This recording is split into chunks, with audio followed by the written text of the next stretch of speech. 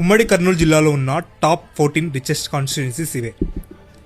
14th ప్లేస్లో ఉంది మంత్రాలయం, 2395 కోట్లు.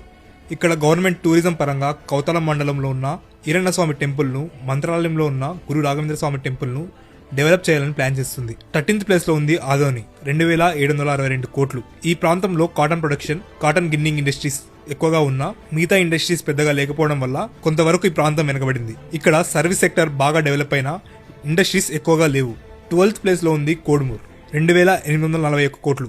ఇక్కడ వ్యవసాయం, కన్స్ట్రక్షన్ కొంతవరకు డెవలప్ అయినా ఇండస్ట్రియల్ డెవలప్మెంట్లో ఈ కాన్స్టిట్యుయెన్సీ జిల్లాలోనే చివరి స్థానంలో ఉంది. సర్వీస్ సెక్టార్లో చివరి నుంచి 2వ స్థానంలో ఉండటం వల్ల ఈ ప్రాంతం ఎక్కువగా డెవలప్ అవ్వలేదు. 11th ప్లేస్లో ఉన్నది ఎమ్గనూర్, 3076 కోట్లు.